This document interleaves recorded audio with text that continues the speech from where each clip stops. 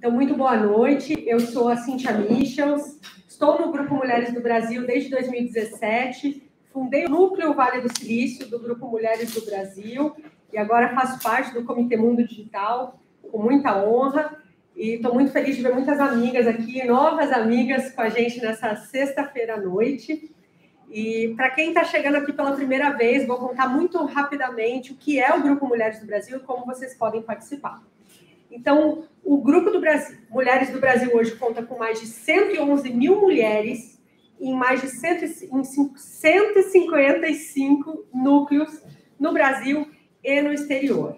Nós somos unidas pelo propósito de transformar o Brasil a partir do protagonismo feminino e trabalhamos de forma suprapartidária e alinhadas aos objetivos do desenvolvimento sustentável da ONU. Então, nós temos o Comitê Mundo Digital, que é o que está fazendo esse evento essa noite, o Comitê 60+, Educação, Sustentabilidade, Saúde, Combate à Violência contra a Mulher, Igualdade Racial, Inserção de Refugiados, Inclusão da Pessoa com Deficiência. Temos um leque enorme, aí acho que agora já estamos ali 18, 19 comitês, talvez, que são as nossas causas, e vocês são todas muito bem-vindas a participar. Para poder fazer parte, então, você se inscreve no nosso site www.grupomulheresdobrasil.org.br e, feito isso, você vai receber um e-mail com as informações de como entrar na nossa plataforma e poder escolher aí a causa que você quer participar e como você quer se engajar. Então, sejam todas muito bem-vindas. Hoje a gente vai ter um evento maravilhoso aqui, moderado pela Monique, e eu vou chamar ela ao palco para poder... Não é você, não é ela que eu vou chamar ao palco.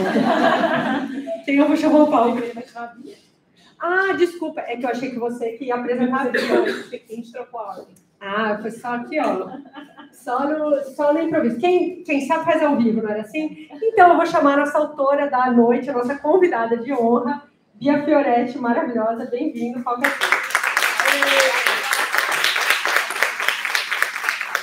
Boa noite a todos. Estou muito feliz de estar aqui, né? E compartilhando. Não poderia estar mais feliz, né? Fiz aniversário ontem, fiz 60 anos, e aí a minha festa é exatamente com as amigas, né? Aqui compartilhando. Nossa, vendo amigas chegando que eu não vejo muito tempo, eu vou ficar emocionada aqui, né? Eu tenho que me aguentar. Vai ser uma noite muito especial. E eu queria trazer essa minha aventura, que foi escrever um livro sobre educação menstrual, baseado na Alice no País das Maravilhas. E trazer essa questão do que é o nosso ciclo feminino. E um ciclo que a gente convive com ele, se adapta a ele, conversa com ele, mas muitas vezes não entende.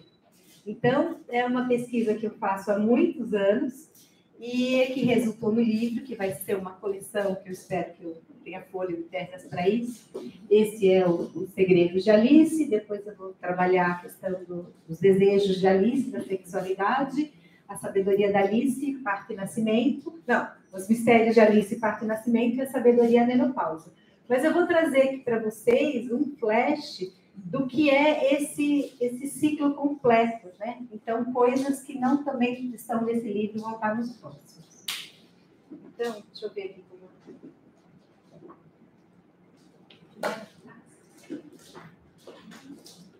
Foi.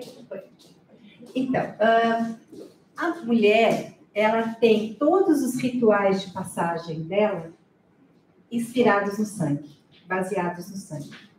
Então, não é só o sangue... apesar da minha bolsinha estar escrito no País das Maravilhas, ela está meio pesada, está deixando como uma...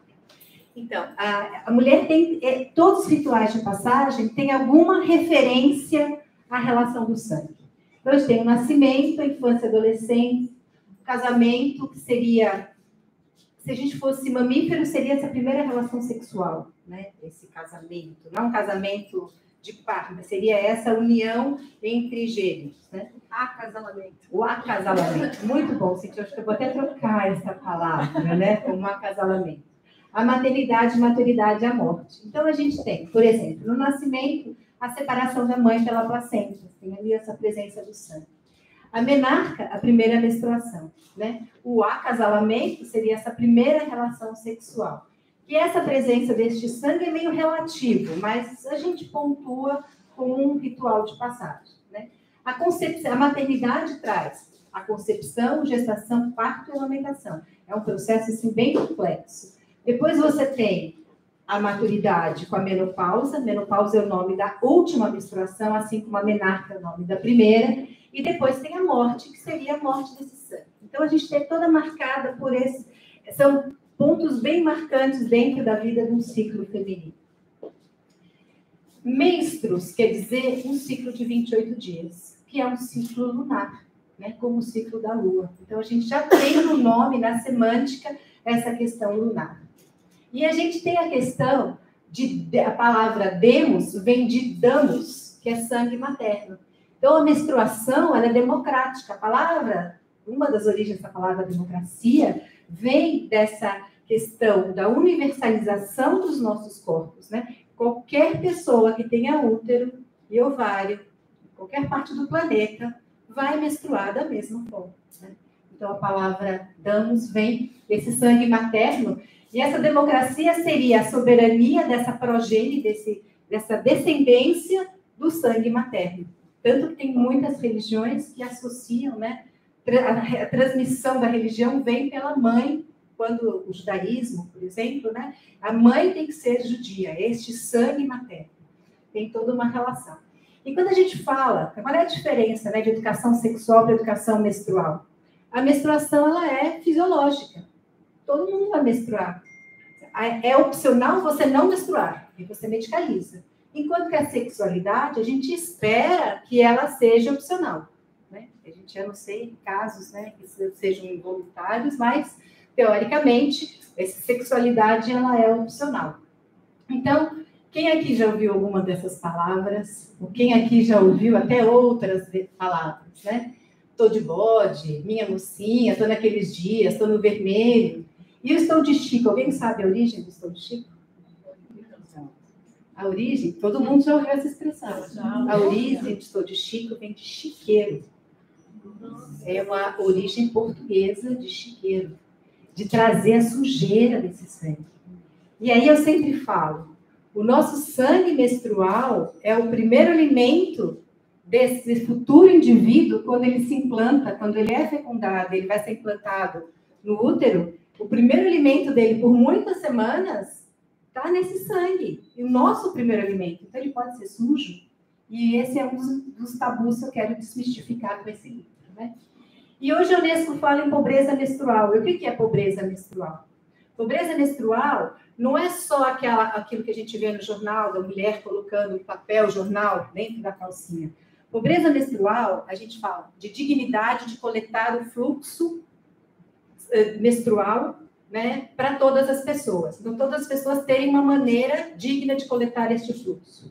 Essa maneira digna, tem essas pessoas que colocam jornal, que vivem em pobreza absoluta, prisão, mas escolas não tem muitas vezes porta no banheiro, água, papel. 70% das faltas escolares das meninas é no momento de estar menstruada. Elas perdem 45 dias de aula por ano, de tanta falta.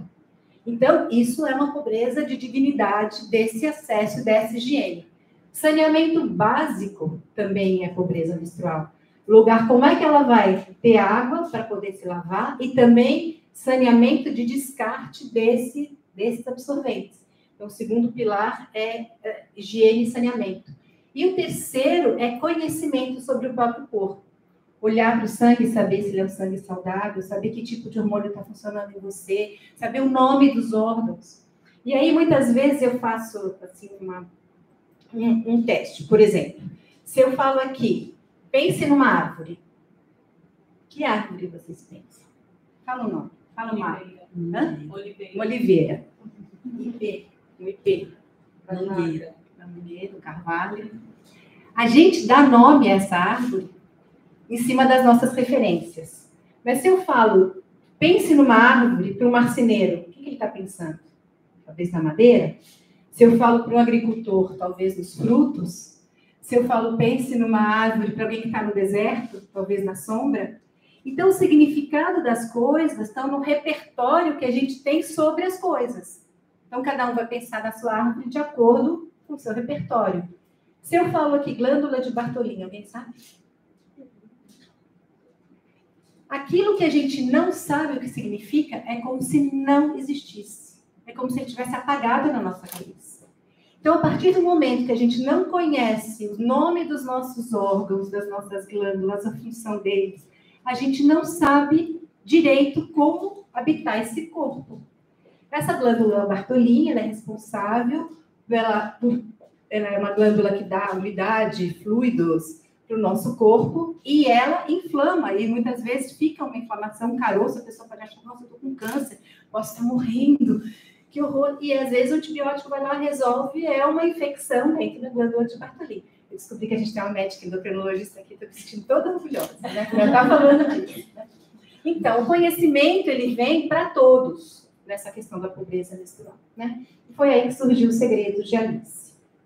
E por que Alice? Porque ela não é princesa. Ela não precisa de um relacionamento emocional para essa história ter um final feliz.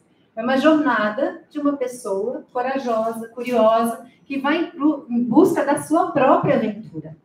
E que nesse livro eu tomei a liberdade. Agora já fui aceita dentro da sociedade Lewis Carroll, então eu estou mais tranquila, porque senão eu estava cometendo um assassinato da literatura. Mas de ser uma viagem ao interior de si mesmo.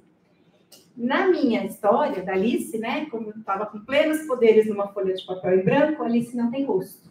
Em cada página, ela é uma pessoa diferente. E a única coisa que elas têm em comum é o tipo do tênis que elas usam. Então, eu trago, inclusive, a questão, além da questão racial, a questão da diversidade. A primeira menina, ela está com uma perna mecânica. E a Alice estava sentada com a sua irmã lendo um livro. Quando a gente para pensar, a Alice era uma criança, estava sentada com a irmã lendo um livro. O que significa alguém ler ou contar uma coisa para a gente? Senão a transmissão do conhecimento. Quando a gente olha, por exemplo, imagem de Santana, né? Mãe de Maria, está com um livro na mão. Há 2000 anos atrás a mulher lia. Então por que Nossa Senhora, a mãe dela, que é padroeira, patrona dos professores, tem um livro na mão? Aí essa conclusão é minha, tá? Não sei dos antropólogos, me desculpem, mas eu acho que para mim é a transmissão do conhecimento. Daquela mulher mais velha que vai estar trazendo conhecimento para a sua prole. Então, a Alice está aprendendo uma história com a sua irmã. Mas só que, de repente, ela também viu um coelho que não via antes.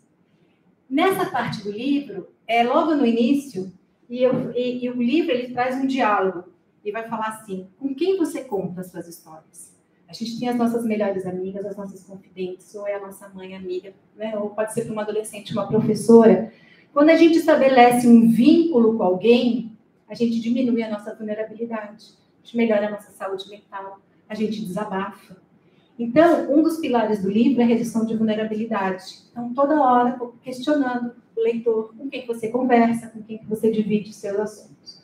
E aí, eu parei assim, por que a Alice nunca tinha visto um coelho antes passar na frente dela, e ela larga a irmã e vai atrás do coelho? Ela vai atrás da própria aventura, sem medo.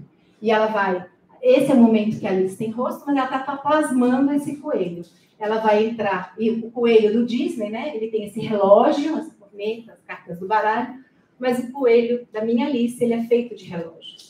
Porque aqui eu já vou estar contando um pouquinho, ele é o relógio biológico. Ela começou a ver o coelho, porque alguma coisa aconteceu nela, que esse relógio dela começou a funcionar. E o relógio de uma adolescente vai começar 2 anos antes da primeira menstruação. Quando ela vai começar a mudar os cheiros, quando ela vai começar a crescer, quando vai começar a desenvolver os brotos mamários, é quando ela passou a ver o relógio, ver o coelho e ver atrás da própria aventura. Então, ela vai cair dentro do buraco, né? Ela vai descer dentro da caverna, vai ver o coelho. Por enquanto, eu chamo essas páginas de páginas pretas, porque é o período da puberdade, dela não saber ainda em que mundo ela está. Ela está num processo de transformação. Encontra a portinha, abre e vê o Jardim das Maravilhas, esse lado, do outro lado que ela quer passar. E ela vai encontrar uma poção. O que significa essa poção? Na história, é uma poção externa que faz ela crescer. No livro, ela é o próprio hormônio que está fazendo com que ela desperte um outro universo, que ela não sabe o que é ainda. Cada hormônio vai ter uma cor, um vidro e um formato.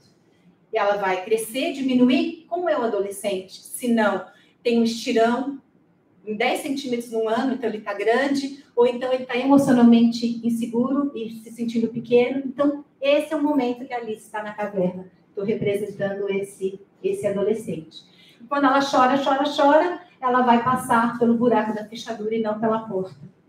E aí, de novo, né? A viagem que eu não sei onde eu estava para ter feito essa viagem, mas é quando ela menstruou pela primeira vez.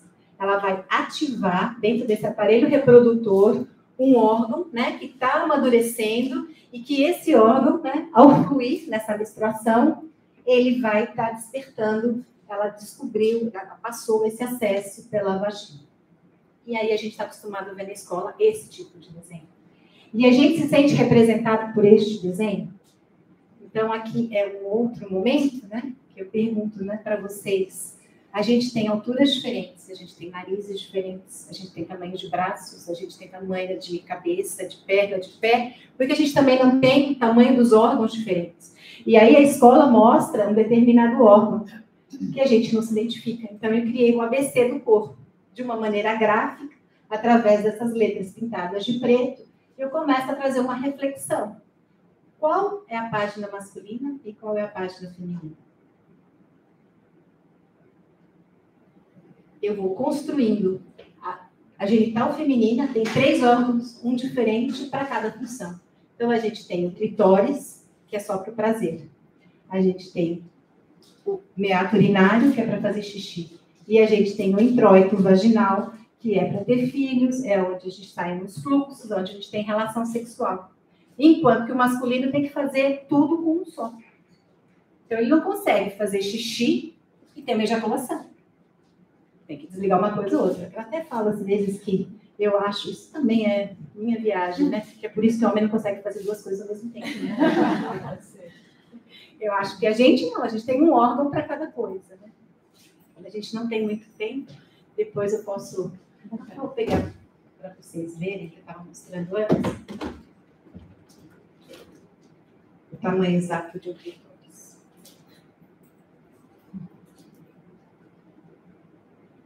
Tem esse tamanho. A gente tem isso dentro da gente. A gente só vê a pontinha. Essa pontinha tem 8.000 terminações nervosas, enquanto que a glândula de um pênis tem 4.000. Por isso que é super sensível. Né? Tem que saber se tocar. Ao mesmo tempo, ele é feito de corpos cavernosos. E para a gente trabalhar a estação, precisa de mais ou menos 400 ml de sangue a gente jogando dentro do nosso corpo. E isso faz com que a gente demore mais para ter esse orgasmo. Às vezes a gente vai pensando durante o dia e já está pensando. Essa parte do clitóris, a única coisa que tem no livro é um órgão para prazer. Porque isso vem para o Alice 2, tá? Vem para o Alice falando de sexualidade. Esse livro eu não estou focando na sexualidade. Eu vou passar para vocês, né? Carinho com o meu clitóris. Cuidado. Bom, e aí eu vou trazendo, e aí porque muitas vezes a gente fala, né? A gente fala que o homem tem pênis e a mulher tem vagina. A mulher tem vagina, mas tudo que está do lado de fora se chama vulva. E a gente acaba chamando a vagina, tudo, a gente chama a vulva de vagina, é como se a gente estivesse se resumindo a um buraco só. Né? E a gente tem uma série de órgãos que são super importantes. Né? Então, tudo que está do lado de fora é a vulva. E aí eu trouxe graficamente a diferença entre essas vulvas, do mesmo jeito que a gente tem essas diferenças, né? Como eu disse, né? De narizes, olhos, bocas, tamanhos. E a vulva, normalmente, a gente tem os lábios internos e os lábios externos. As pessoas normalmente chamam de lábio pequeno e lábio grande, mas a gente não pode dar um tamanho, se é pequeno ou grande, senão a gente está dando uma referência.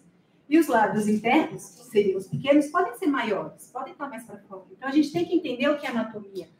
A gente está falando aqui para pessoas adultas, mas na hora que a gente está falando para um adolescente, que muitas vezes dá um Google e cai dentro de uma pornografia, e a pornografia vai ter uma vulva maquiada, uma vulva depilada, uma vulva numa relação sexual que é mais violenta, que não é uma relação sexual amorosa, e isso acaba ditando padrões. Então, os padrões da estética, a estética de depilar os pelos completamente, muitas vezes está associado à infantilização dessa vulva. Então, a gente tem que pensar a respeito e fazer aquilo que se sente à vontade para fazer. Mas a gente está falando de aparelhos. Foi para o outro lado já? Não foi? Acho que não. Então, o clitóris é uma impressão a laser, né? E aí, só que tudo é regido pelo hipotálamo. Então, eu falo assim, o hipotálamo parece uma sementinha, assim, uma amêndoa. Então, quando a gente vê aqueles filmes que tem uma central de controle, com aquele monte de painel, assim, aquele pessoinha bem pequenininho, comando controle daquilo tudo, esse é o hipotálamo. Ele vai passar o tempo todo fazendo conta no corpo, dizendo: tô com frio, tá frio lá fora, vou mandar a sensação de frio. Tá faltando comida, vou mandar a sensação de fome. Tá noite, vou mandar a sensação de sono. Mas também vai mandar a ordem de todos os hormônios que vão se comandar o nosso organismo. Então, sai tudo do hipotálamo. Só que o hipotálamo, ele só faz as contas. Ele vai mandar para a BFF dele, que é a hipófise. E a hipófise é que vai estar ali trabalhando feito louco, preparando todos os hormônios, jogando a corrente sanguínea para a gente manter esse corpo em funcionamento. Então, a gente é comandado, e olha de novo, o fundo é roxo, exatamente como aquele vidrinho da Alice. E aí eu trago no livro vários infográficos de como eles funcionam. Então, os hormônios que estão em laranja são os hormônios ovarianos, porque os nossos ovários, eles são órgãos e também são glândulas. E aqui eu trago como funciona a ovulação. A ovulação é assim, o hipotálamo, a gente começou a menstruar, passou 2, 3 dias, comecinho da menstruação, o hipotálamo falou: puxa vida, vamos ter que começar a trabalhar tudo de novo. E vai mandar um regador de hormônios para os ovários, falando assim: gente, vamos trabalhar. E vários ovócitos vão começar a despertar. Então, muitas vezes, né, uma pessoa vai fazer ultrassom dos ovários, logo depois que menstruou, dá ovário policístico. Muitas vezes é ovário policístico, não é um cisto, porque são vários óvulos que estão amadurecendo. Aí o hipotálamo fala assim: nossa, mandei hormônio demais. Vai tirar o pé do acelerador e mandar só um pouquinho para amadurecer um ovócito. Então, se a gente imaginar que esse ovócito é como uma borboleta, como é que a borboleta faz, né? Ele está ali crescendo e ela vai grudar no teto e vai amadurecer. Ali dentro tem uma borboleta. A gente só vê a crisálida, mas a borboleta está ali dentro.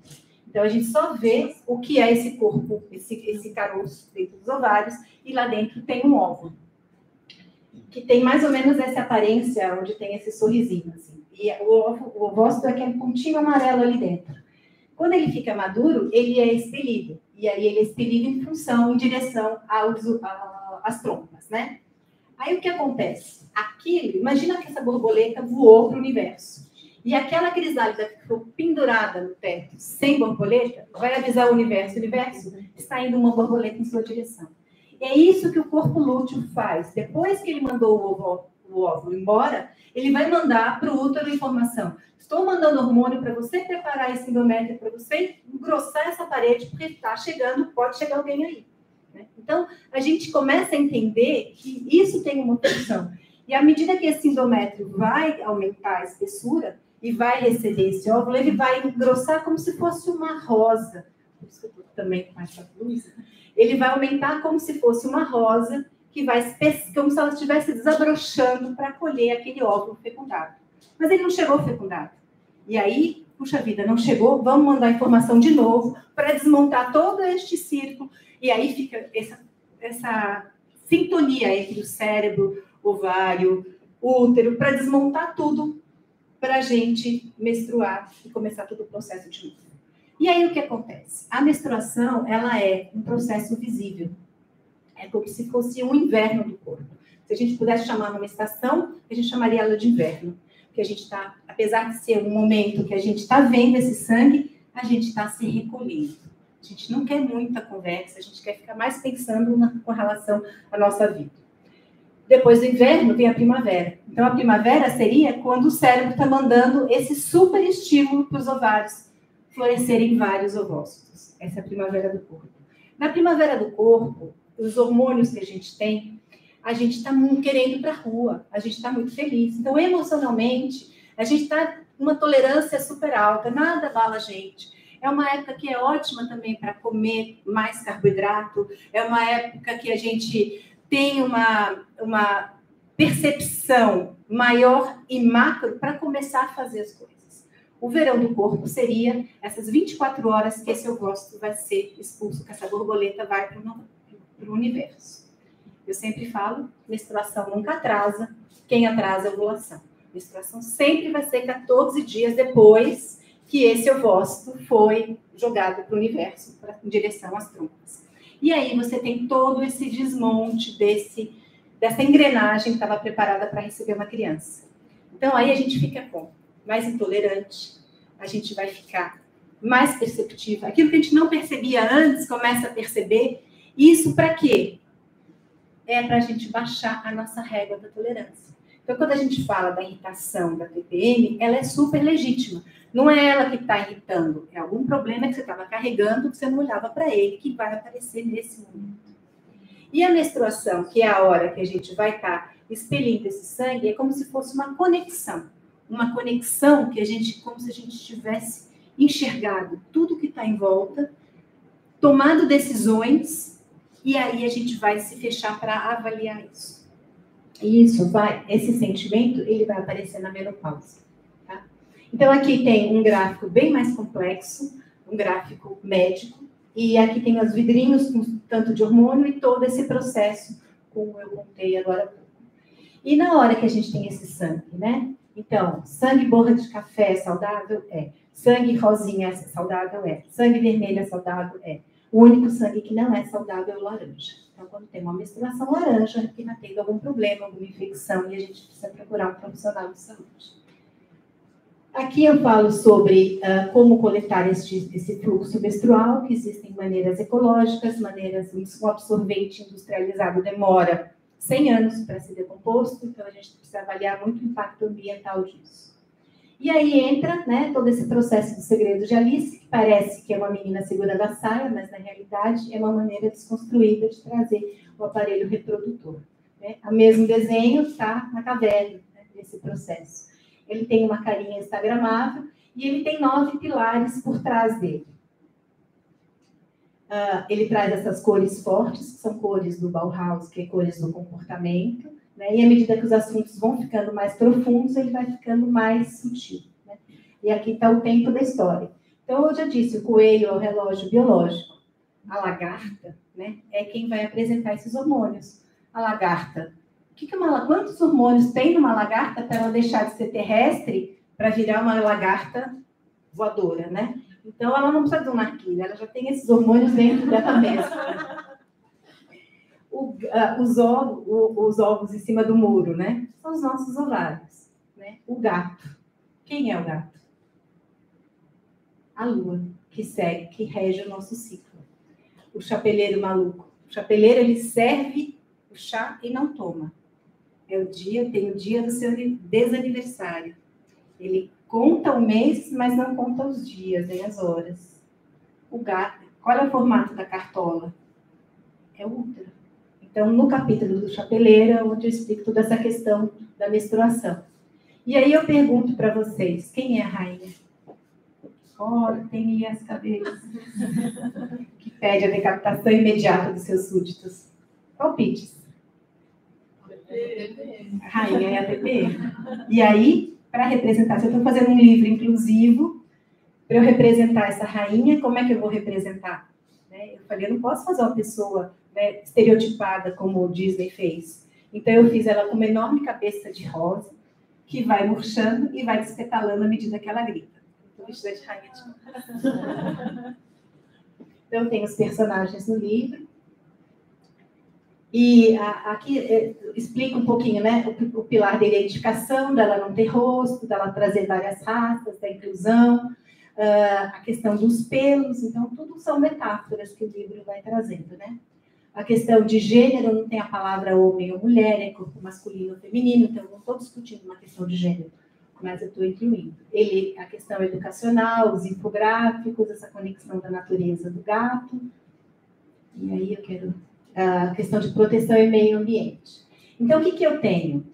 Que menstruar é uma energia de conexão e percepção desse nosso universo. e essa questão com o planeta. E o que a gente tem aí com relação à menopausa? A menopausa, que é essa última menstruação, esse momento que a gente tem, como eu disse, o TPM de ser legítima, da gente estar intolerante, da gente perceber coisas que não percebia antes. E aí a gente vai ter esse canal na menstruação, é um canal permanente que fica aberto. Então, a mulher na menopausa, ela não é uma mulher na TPM, nem uma mulher histérica. Ela é uma mulher firme, ela é uma mulher que tem autoridade, ela é uma mulher que ela está ligando, ela é uma ponte entre vários mundos. A menopausa, ela traz todo um poder, como os hormônios, por exemplo, a gente acompanha assim, o que acontece? O homem vai se aposentar, volta para casa e não quer sair de casa. A mulher entra na menopausa e não quer sair da rua. Porque ela, durante o período que ela ficou em casa, era o período que ela estava com os filhos. Então, existe toda uma questão de autoridade. A gente não descarta quem nós fomos. Nós trazemos dentro de nós a nossa criança interior, todo mundo fala, né? Vamos cuidar e acolher a nossa criança interior. Do mesmo jeito, a nossa adolescente, né? Do mesmo jeito, essa nossa mulher fértil. E a mulher na menopausa integra tudo. Ela é como era, né? A mulher de Zeus. Ela vai integrar a trina, a criança, a adolescente e a mulher adulta e a mulher madura. Então, a gente consegue transitar em todos os lugares, em todas as esferas. E é uma fase de muito poder. Ok, eu não estou falando aqui, e isso eu deixo para falar quando eu tiver escrito o livro da menopausa com relação à questão dos hormônios. Sem dúvida. Agora, se a gente pensar que um adolescente está crescendo de tamanho, está mudando, está procurando o seu lugar no espaço, a gente não está crescendo de tamanho, a gente não está encolhendo de tamanho. O processo da adolescência a gente esquece e depois a gente fica lutando na menopausa.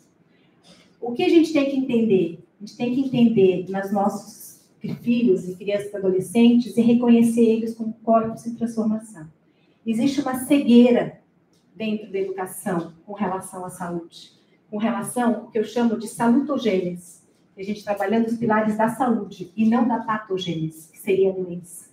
Então, a gente precisa entender e acolher as nossas crianças e os nossos jovens como seres em transformações e reconhecer neles as suas diferenças, porque eles estão sozinhos nesse processo. Do mesmo jeito que a gente também tem que acolher a nós mesmas nesse período dessa transição da menopausa, que não é fácil. Mas a gente já teve uma vida toda vivendo para poder analisar. E a gente só consegue receber mais poderes. O parto, né, ele é um desdobramento que vai trazer esse nosso lado selvagem, né? A amamentação é um dos primeiros milagres da mulher, que ela vai transformar sangue em leite. Né? Porque a mulher que amamenta, continuamente, ela não menstrua. E o segundo milagre que acontece na mulher é na menopausa transformando sangue em sabedoria. Então, a mulher na menopausa, ela é onde está essa sábia. E a mulher, ela vai tocar o inconsciente, ela vai tocar o inconsciente na menstruação, ela vai tocar no parto, no nascimento dessa criança, e ela vai tocar esse inconsciente na menopausa, onde isso fica um portal aberto direto. Por isso que a gente não vê deusa jovem. Qualquer deusa grego que tiver os braços para cima, que tiver uma serpente, que tiver uma águia, são deusas menopausadas. Então, a gente tem a amamentação, essa grande magia que eu falei, né? A menopausa também. Então, quando o sangue deixa de fluir, a vida vai fluir com mais intensidade. Porque a gente não precisa mais nascer e morrer todos os meses. A gente não precisa mais passar por esse processo, por essas estações do ano, por esse inverno, primavera, verão. A gente não é mais cíclica. Agora a gente volta a ter uma linearidade que a gente tinha quando era criança. E aí, o ciclo da energia, poder e criatividade, cura e aconselhamento. Então, a gente só vê sábias, né, e maduras, né? A gente vê a bruxa madura, né? A gente pode chamar o nome que quiser. Né? Então, a gente tem uma alma de uma mulher, ela tem que ser velha com relação ao seu tempo, né? Então, é o tempo que vai trazer essa sabedoria. Então, a gente tem uma alma velha, mas o espírito sempre tem que ser jovem, esse espírito desbravador. Isso a gente vai acumulando no decorrer da vida, né? O amadurecimento e essa juventude. E é essa alma vibrante, né, que faz você se sentir alegre, que faz você se sentir como adolescente. E esse espírito conselheiro de querer ajudar o próximo, né? Que a gente vê aqui nessa casa, né? Essa coisa da ONG, do voluntariado. Né? E a mulher sábia, ela é inspiradora. E é o que vai tornar a sua vida maior. Né? E o espírito sábio é que vai aprender a ser prudente, vai trabalhar os limites, não é submisso, aprende a dizer não, né? E a conciliar. E essa alma livre que faz a mulher se libertar, conhecer o mundo e se divertir. Então, a alma e o espírito juntos apuram o instinto, né? E temos que aprender a usá-lo. Eles têm o dom de ver longe. A sábia inspira todos à sua volta. E nós podemos integrar todos esses personagens que a gente traz conosco. Né? E deixamos vivos todos vibrantes e dentro de nós.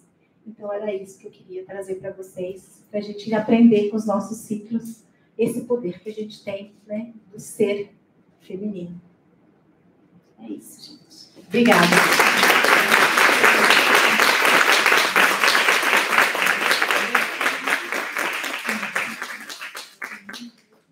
Vocês também têm alguma dúvida antes da gente passar adiante? Bia, aqui no YouTube, a Mônica da Mutati está perguntando, ela primeiro fez uma pergunta. Bia, você que criou a carteira de gestante do SUS? Foi. Maravilhosa, quero ler seu livro com certeza. É o trabalho que eu fiz antes, eu fiquei 3 anos no Ministério da Saúde, e eu desenvolvi o Manual do SUS do pré-natal. Tem um aqui, eu mostro para vocês, que chama Caderneta da Gestante. Durou 8 anos, e foi usado por 4 governos, foram 11 milhões e 500 mil unidades impressas, inclusive neste governo atual. Só que em maio eles lançaram uma nova caderneta, e essa nova caderneta tirou alguns avanços que eram conquistas que o movimento de humanização do parto tinha conseguido. Por exemplo, não ter as intervenções do parto, agora elas voltaram, como cortar a mulher, empurrar a barriga. Então, tem algumas coisas que a gente acabou voltando atrás como conquista. Eu tenho uma aqui, vou mostrar para vocês. Tem outra pergunta? O seu livro é só para mulheres mais velhas? Não sei, esse primeiro, né? Não, esse é para qualquer pessoa. Qualquer idade pode ser criança também? Pode ser criança, só que a criança vai ler até determinado ponto. Ele, como é um manual, inclusive ele tem informação para vestibular. Inclusive eu conheço uma moça que acabou ajudando ela na residência, porque como eu vou trabalhando com essas metáforas, que são bem lúdicas, fica fácil de entender. Então ele traz os conteúdos e os nomes dos hormônios bem certinhos, mas uma criança vai ler o começo da história, mas na hora que ela tiver dúvida, ela não vai na internet. O objetivo do livro é aproximar gerações. Então, é que a criança procure na mãe, ou na tia, ou numa pessoa mais velha, ou na professora, essa confiança. Né? Então, essa aqui é a caderneta da gestante do SUS. Vou passar para vocês. Então, eu tenho depoimento de crianças de 8, 9 anos. Eu comentei que eu tenho uma sobrinha, né? Ela começou a tomar seu peitinho. Ela já viu o coelho. Ela está vivendo esse mundo dela, entendeu? Só que ela só menstrua, aí ela só vai menstruar 2 anos depois que começaram esses sintomas. O broto mamário que a gente chama, né?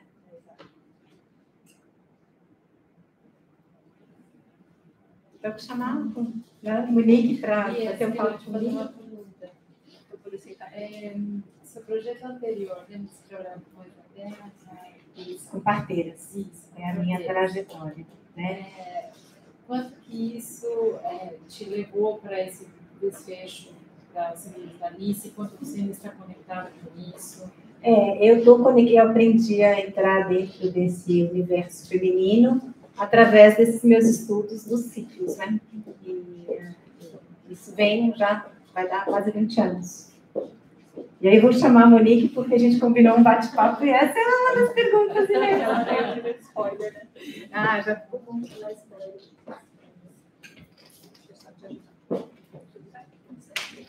O Vitória está ali. Só vai ter que compartilhar o microfone. Então, a gente vai compartilhar o microfone, mas vai dar certo, tá bom? Bom, só fazendo uma breve apresentação, obrigada a presença de cada uma de vocês. Quando eu recebi o convite de estar aqui contigo e conhecendo um pouquinho mais a tua história, Bia, eu me encantei por esse universo. Eu, para quem não conhece, sou Monique Oliveira, eu estou numa área muito voltada à área de tecnologia, participo aí do Comitê Digital, por isso que eu estou aqui com vocês. E uma das coisas que eu aprendi ao longo dessa minha trajetória, estando em comunidade de tecnologia, sendo responsável por um dos maiores eventos de tecnologia do país, é que a gente começa com tecnologia através do autoconhecimento. E conhecendo aí um pouco da tua história, você remete muito a esse autoconhecimento. Então, conta pra gente um pouquinho, até chegar a Alice, né? Como que foi essa sua trajetória, o que te motivou ali para você estar contando essa história pra gente. Algumas pessoas aqui me conhecem, né? E a minha história sempre... Eu queria trabalhar com nascimento. Eu prestei vestibular para medicina. Eu cheguei a entrar na faculdade de medicina e eu não fui fazer matrícula, porque eu não gostava de estudar. Colava na prova, na escola, sabe? E aí, mas eu acho que o que eu queria mesmo não era ser médica, talvez era ser parteira, enfermeira, etc. Era fazer parto. Eu não tive essa coragem de entrar na faculdade de medicina. Mas sempre tive uma paixão muito grande por isso. Tanto que o sonho da minha vida era ter um parto domiciliar.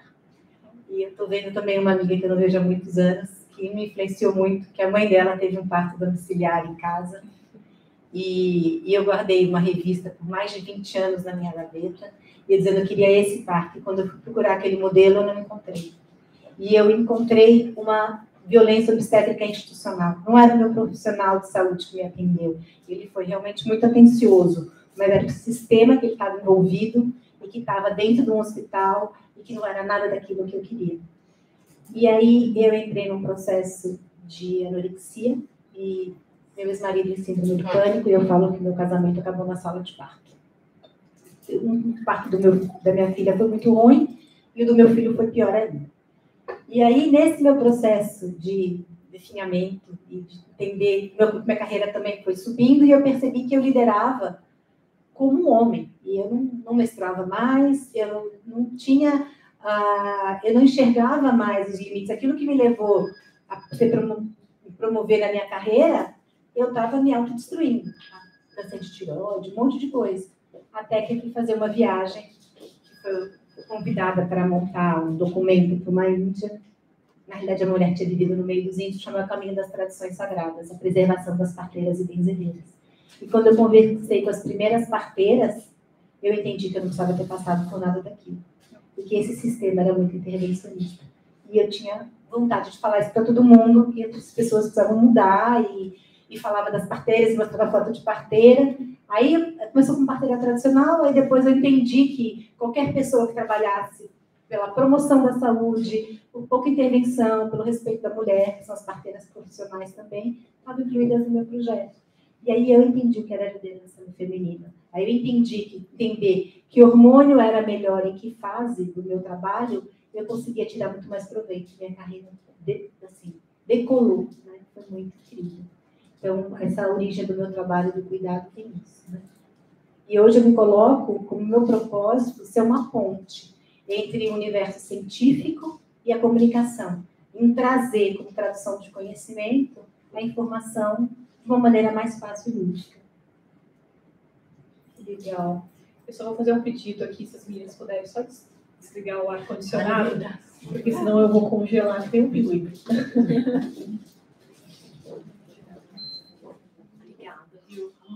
Nossa, tem o barulho, né? É o barulho. Imaginei eu aqui.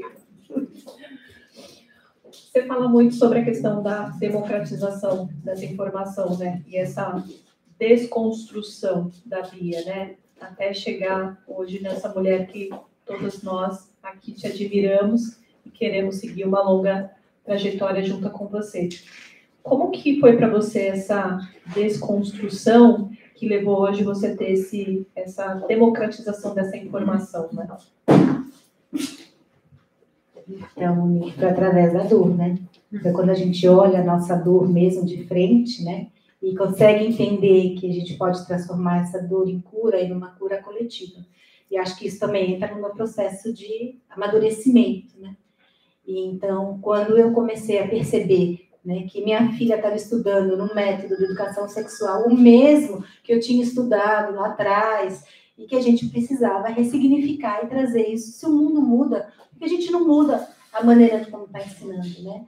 As escolas são muito conteudistas e as disciplinas são sempre muito estruturadas, é sempre o professor falando como é que a gente não traz para esse jovem, né, essa integração, né? Como é que a gente também não vai olhar e acolher a nossa criança interior. Então, eu acho que é através da dor que a gente transmuta também. Então, trabalhar, e mesmo fazer trabalho voluntário, quando a gente sabe profundamente aonde está doendo, né? A experiência de ter trabalhado para o Ministério e para a caderneta da gestante, para mim, foi incrível, porque não era mais eu dizendo que aquilo não precisava ser feito, era o Ministério da Saúde dizendo. Né? Então, isso para mim foi muito importante. E aí, na tua apresentação, eu tive o privilégio de estudar em uma escola boa, mas minhas escolas sempre foram públicas, né? Eu vim da zona rural, então o meu convívio sempre foi em escola pública. E você mostrou uma das imagens, essa imagem que geralmente a gente vê na escola, né? E foi muito engraçado para mim o impacto, porque nem na minha escola pública, isso foi mostrado, né? A gente aprende o corpo humano, vê a foto ali do manequim, mas a parte feminina, a gente, pelo menos na minha época de escola, a gente não conheceu. Talvez o mundo esteja mais mudado agora, né? Não sei. Como que é para você? Porque você vai contra a maré, né? Porque você traz ali a informação de uma maneira muito lúdica e a gente ainda tem um tabu dentro de casa onde muitas dessas crianças, esses adolescentes ainda não têm esse convívio. O meu pai, minha mãe, por exemplo, ela tinha um certo tabu para falar sobre esse assunto, eu tive que descobrir teoricamente sozinho. Como que é para você tudo isso? Como que foi essa construção? Um dos motivos do seu livro foi para poder quebrar esses tabus? Como que você enxerga? Olha, essa pergunta é realmente muito poderosa. Quando eu comecei a desenvolver a Alice, eu fui incubada numa incubadora social digital para desenvolver e fiz muita pesquisa. Foram entrevistados 199 pais e 60 adolescentes em profundidade. Então, foram mapeadas as dores do adolescente. Então, várias coisas que tem aí no livro. Realmente, uma adolescente uma vez falou para mim, assim, ela estava com 16 para 17 anos, falou que o apelido dela era azeite na escola. Eu falei, por que azeite, né? Extra virgem. Porque ela resolveu que ela só ia transar quando gostasse do menino. E todas as amigas dela, e ela não era aquela menina mais caretinha, não. Ela era aquela que faltava na aula, não penteava o cabelo, falava palavrão. É o que a gente estereotipa, né? Como se fosse popular na escola. E ainda diziam que a virgindade dela ia ser uma oferenda. E aí, o que acontece com isso? Né? Com quem a gente está protegendo? Ela estava ali muito firme no seu propósito de querer ter uma experiência mais amorosa. Porque a maior parte das pessoas estão iniciando sexualmente só por uma penetração e não conhecendo. Então, quando eu falei lá da glândula de Bartolini, quando a gente chama a vulva, né, de vagina, a gente não está instrumentalizando essas crianças e adolescentes de se apoderarem do seu próprio corpo. E isso é um problema cada vez maior. Depois da mudança do ECA, do Estatuto da Criança e Adolescente, foi retirada a educação sexual da escola. Então, e eu aqui não estou falando de sexualidade, eu estou falando de educação menstrual, conhecer o próprio corpo e conhecer o próprio sangue. Deveria ser dado antes de falar de sexualidade. E é uma luta entrar nas escolas, né? E a minha batalha hoje é essa, é conseguir entrar nas escolas, né? E conseguir trazer isso como um método de proteção, porque quanto mais você se conhece, menos você é vulnerável. Os países da América Latina e na Unesco, onde tem uma matéria chamada Educação Integral em Sexualidade, quer dizer, já está falando de sexualidade, a iniciação sexual é mais tarde. Aqui no Brasil, estima-se que seja meninas entre 13 e 14 anos. 13 anos e 7 meses, mais ou menos, a iniciação sexual. Então, e a gente, né, tem todo um impacto aí ligado à saúde, gestação, uma série de coisas. Então, a gente precisa trazer informação. E isso é recorrente. Olha, gente, eu vou fazer as perguntas aqui para ela. Se vocês quiserem fazer alguma pergunta, vocês podem levantar a mão e aí a gente faz esse meio que um bate-bola entre vocês, tá bom? Você tem uma pergunta? Pode fazer. Vou mudar um pouco a linha. Fica super à vontade. Sobre essa questão do etarismo, onde nós temos aí a Cláudia Raia em evidência, né, como gestante, você acha que nós estamos também tendo uma desconstrução do que é a mulher e a sua fertilidade? Eu acho que está tendo uma desconstrução e também aumentando muito abaixando muito esse limite da idade.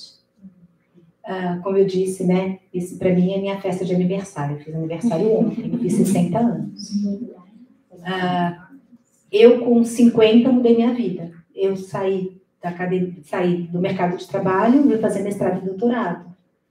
Com 40 eu comecei essa trajetória desse projeto do feminino.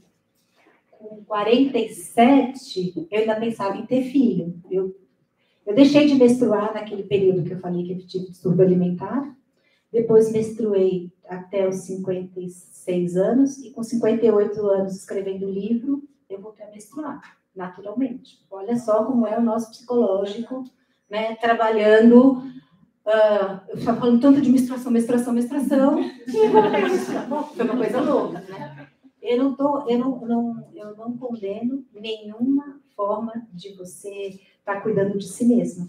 Eu acho que a gente falar hoje de etarismo com uma mulher de 40 anos, seria bom falar de etarismo com uma mulher de 40 anos, a gente pode falar sobre preventivo, uma série de coisas, mas há 40 anos atrás a gente podia chamar uma mulher de 40 anos de uma mulher mais velha, né? Eu já me sinto incomodada com 60 e está dentro dessa questão do etarismo, né? Mas eu acho que a gente tem que falar a respeito. Eu acho importante a gente saber que envelhece. Acho importante a gente conhecer, disso deixar, como mesmo tipo que a menopausa, disso deixar de ser um tabu, de ser falado. Mas a gente está chamando, às vezes, mulheres muito jovens, né, de ficarem mais velhas. Então, a gente tem que entender. Se a gente entende o que a gente quer, o que existe, quais são os hormônios, como funciona, o que a gente pode fazer para melhorar, mas sabendo os prós e contras de tudo. Informação com transparência. Aí a gente toma uma decisão. Obrigada. Mais alguém?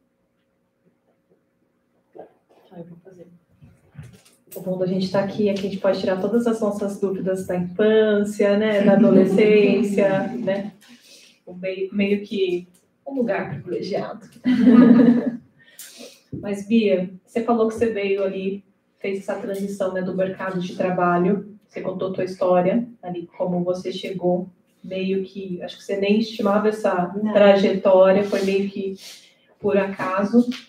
E quando a gente fala muito sobre a questão do autoconhecimento, a gente se posicionar, eu sempre falo que a gente tem um fator que interfere na nossa vida, que é a sociedade, né? E eu sempre falo que a sociedade são as pessoas que estão mais próximas da gente, que são os nossos pais, os nossos filhos, e que tem ali um poder certo de influência muito grande sobre a nossa vida.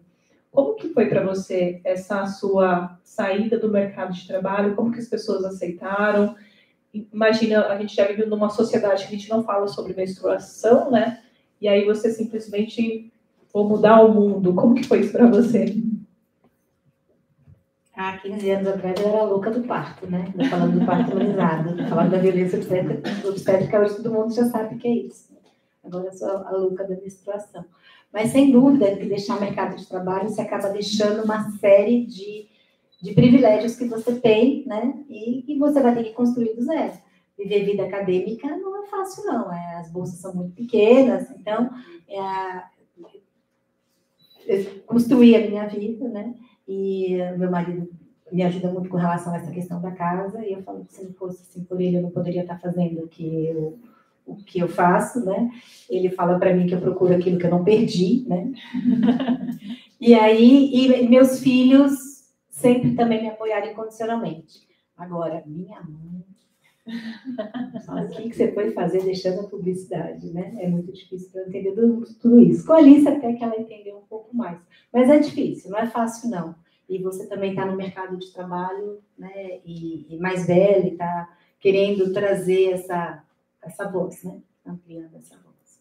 Mas eu acho que vale a pena a luta, vale a pena envelhecer, vale a pena a gente estar conquistando. A gente tem exemplos muito legais, né, de processo de amadurecimento.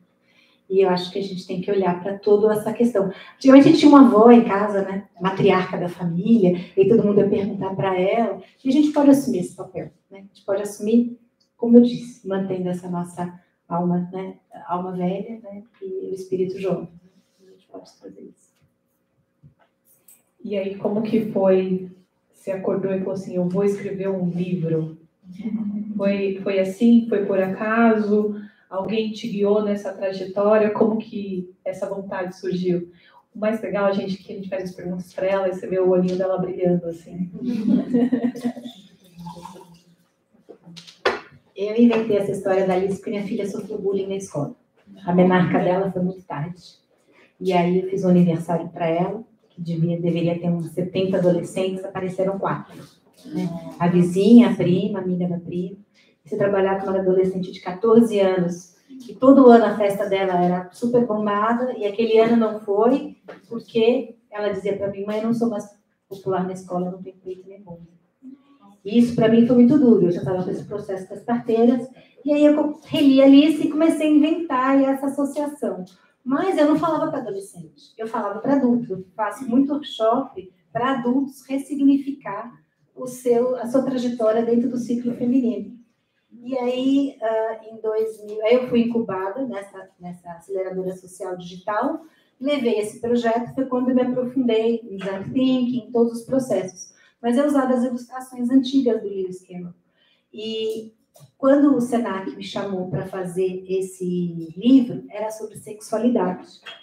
Mas eu entendi que a relação da escola, para eu colocar um livro de sexualidade, ia ser muito difícil. Então, eu resolvi falar assim, não. Tive essa ideia, né? A gente menstrua antes de ter uma iniciação sexual. Se a gente já se conhecer enquanto ser menstruante, ser ovulante, ser cíclico, vai ser muito mais fácil depois chegar na iniciação sexual. E aí eu resolvi escrever em cima dessas dores todas, né, da minha filha e do que eu tinha mapeado a história e ressignificar graficamente, né?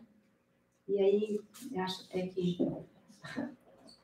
para fechar, né, esse ciclo, o meu processo, eu sou diretora de arte, eu não sou escritora. E aí, para escrever um livro, eu não sei escrever. Eles queriam um texto no Word, e eu não sei escrever texto no Word. Eu não sei pensar um texto corrido e nem imaginar. Então, eu abria o layout de design gráfico na página, eu já fazia o texto já diagramado, a ilustração do texto, e aí é que eu ia pensando o que eu ia escrever. Então, quando eu cheguei na página 100, eu já tinha 100 páginas prontas, diagramadas, pronto o livro, né? Porque eu acabei fazendo tudo. Eu diagramei, ilustrei, fiz todo o livro. Então, como é que nós fiquei assim 2, 3 semanas pensando como é que vai ser essa rainha? Não quero trazer uma rainha estereotipada, né? E aí você vai nessa busca, e nem o final eu sabia como ia ser, né? Aí achei um trecho do livro e falei, nossa, agora eu tenho um final para o livro, né? Então, foi um processo mesmo de autoconstrução e de construção social, né? E aí, já curiosa sobre o livro, né? Você contou ali detalhes um pouco sobre essa construção. Dentro desse processo, demorou quanto tempo para você construir esse livro? 8 meses. 8 meses. Pronto. Quase 9. Mas você sentiu teve algum momento da sua vida que você falou assim, esse capítulo aqui precisa ser ressignificado, mesmo você já construindo, fazendo o seu layout e tudo mais, que você sentiu mais dificuldade? Eu só menstruei no meio dele, né? Só acabei, né, menstruando no meio da história. Então, não, eu já fazia workshop com ele, eu já tinha essa associação com os personagens. E então, não, ele saiu inteiro, assim, né? Agora vamos ver se vai ter o fôlego para os próximos 3, né? Vamos ver. Alguém tem mais alguma pergunta? Você pretende continuar trabalhando com a Alice, com a personagem da Alice, ou tem outros personagens em mente para os próximos livros? Eu pensei na Alice ainda. Para os meninos, eu teria outro personagem. mas eu pensei na Alice, em continuar com a Alice. Agora eu não sei como. Não me pergunte que eu não sei como. O conteúdo eu já tenho mais ou menos fechado. Mas como é que eu vou costurar isso? Eu ainda não vou ter que olhar o layout e ver como é. Você tem mais uma pergunta? Qual que é a sua visão sobre os anticoncepcionais? Então, eu sou uma profissional da área de saúde, mas não sou uma profissional de saúde no sentido de não sou médica.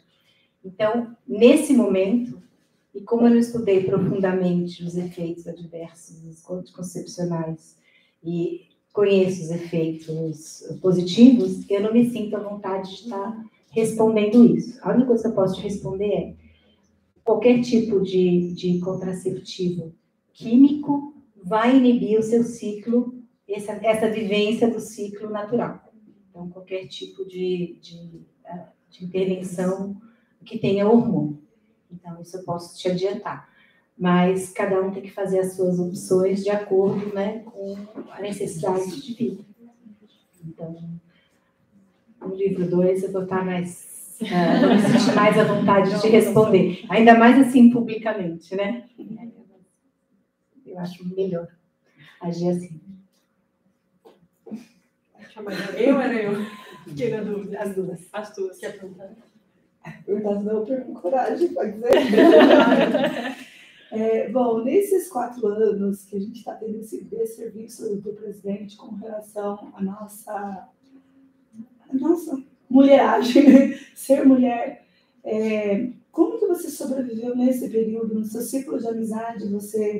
A gente vai falar um português claro, você convive com mulheres bolsonaristas, mulheres que defendem que essas falas machistas, misóginas, como que foi para você nesse período?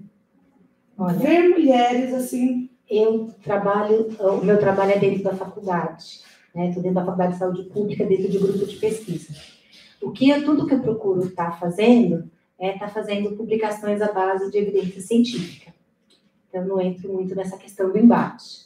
O que eu tentei trazer no livro é um pensamento para conseguir entrar nas escolas que tenham esse tipo de conduta. Então, por exemplo, eu não vou discutir gênero, mas o livro é todo cheio de gênero a partir do momento que não tem a palavra homem ou mulher. É pessoa que mistura o horror. Eu não preciso ter um capítulo escrito gênero. O trabalho é coisa aplicada. O livro tem toda uma veia feminista, a partir do momento que eu falo lábios internos e lábios externos. Isso é toda a corrente do feminismo, não falar pequenos lábios e grandes lábios, dando tamanho. Então, eu estou trazendo um conhecimento, costurando, tentar atravessar esse radicalismo de tentar chegar nas crianças e adolescentes de uma maneira que eu deixo a porta entreaberta para quem quiser falar no assunto. Quem não quiser falar no assunto pode se aprofundar a partir de alguns gatilhos que eu vou dando. Mas eu não posso ser explícita num momento como esse. Então é isso, eu fui costurando a informação. Não sei se acabo te respondendo a sua pergunta.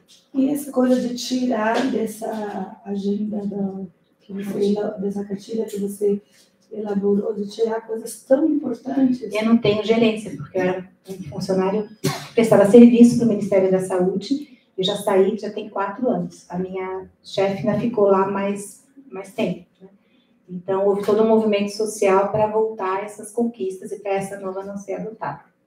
Mas, tanto que existe até um mercado paralelo dessa caderneta, que vendem várias gráficas. Vendem a R$50 uma capa plastificada, espiral, né? E isso está no SUS, as mulheres do privado não têm isso. Então, a gente vive, né? Vai tentando costurar e vai fazendo com que os nossos direitos e conquistas, né, não voltem para trás. Parabéns. Eu sou fã, eu não te conhecia, mas Sim, acho que é a última pergunta, porque a gente tem ali, né, um coffee que a Marlúcia preparou ali, super delicioso. Bia, primeiro, parabéns pelo seu trabalho, seu legado maravilhoso, esse serviço que você tem prestado aí para todas as mulheres. Aprendi muito já e estou muito interessada no assunto porque eu tenho feito muito esse exercício, né, o tal do o biohacking, né, biohacking, a gente hackear o nosso próprio corpo para a gente poder cada vez viver mais e melhor. E uma das coisas que eu tenho feito de exercício de observação é justamente como é que o meu ciclo impacta a minha produtividade, o meu pensamento, o meu humor, aquelas coisas que a gente acha que a gente tem controle, mas a gente vai ver o nosso biológico está controlando muitas vezes mais que a gente. Então, minha pergunta se você tem alguma estratégia ou alguma dica para como a gente pode se relacionar melhor com cada fase do ciclo, o que cada fase do ciclo nos convida. Isso, e aí você conhecer a potência de cada hormônio. E aí você saber, isso, como eu disse, né, se você não toma um hormônio sintético, se você deixa ele só realmente natural. Então, essa fase, a alimentação é um grande segredo, né? A gente tem que entender o que são os alimentos inflamatórios, né? Que são os derivados de glúten, açúcar, muito leite, né? E eles são mais inflamatórios. Tem épocas que não vai te fazer, os super industrializados, é uma loucura. Então, você comer um monte de salgadinho, refrigerante, nessa fase lútea, que é a fase que a gente chama de tensão pré-menstrual, a gente vai ficar ruim sim, né? Vai ter muito, quando eu falo, que os seus hormônios dizem, o seu ciclo diz muito quem você é, e quando você conversa com alguém, você percebe os sintomas, você sabe a alimentação que está, o sono, muitos hormônios são produzidos, estimulados também no intestino. Eu trouxe aqui a questão do hipotálamo, que é uma questão básica, mas o intestino para a gente é muito importante. Então, essa adolescência toda que vive na bolacha recheada no salgadinho, são alimentos muito inflamatórios, né? Muito complicados isso. Então, até na maturidade, a gente consegue muito equilíbrio através da nossa alimentação. Porque a gente consegue também ter alguns hormônios que são produzidos dentro da nossa gordura abdominal, dentro do intestino. Então, existem várias coisas aí que a gente, conhecendo a potência deles, no livro eu trago só esses hormônios da puberdade, mas são já os do ciclo. Já tem algumas coisas dentro de ginecologia natural que a gente chama. Eu acho que a gente pode ir. Antes de encerrar, né, acho que vale também você dar a tua mensagem final, dizer também como que a gente adquire o teu livro, né, porque tem gente que está assistindo a gente aqui, e vou deixar para você dar a sua mensagem final, que talvez seja a composição de toda a sua história até chegar nos segredos de Alice. Então, acho que a minha mensagem final é mesmo trazer essa questão do meu propósito, né, de trazer essa informação. Hoje a gente fala, tem duas palavras que hoje acho que vai virar daqui a pouco, que é design, né, que vai virar gourmet, né, que é a questão da tradução do conhecimento e uma outra palavra que em inglês chama literacy, né? Literacy é uma proficiência, você saber ler uma informação, saber o que você pode fazer com ela e ajudar você mesmo e os outros com ela. Isso na saúde a gente fala muito, né? A gente procura, minha tese de doutorado foi em cima do Dr. Google. Então, quando a gente vai procurar o Dr. Google, o que a gente encontra? Como é que a gente pode aprimorar a nossa percepção do que é uma propaganda, do que é uma informação real? E o que a gente pode impactar isso no poder de decisão? Para fazer uma decisão compartilhada junto com o profissional de saúde, né? Não é chegar no profissional de saúde e falar, eu imprimi tudo isso, e qual é o critério que a gente tem? Então, a gente tem que melhorar a nossa proficiência.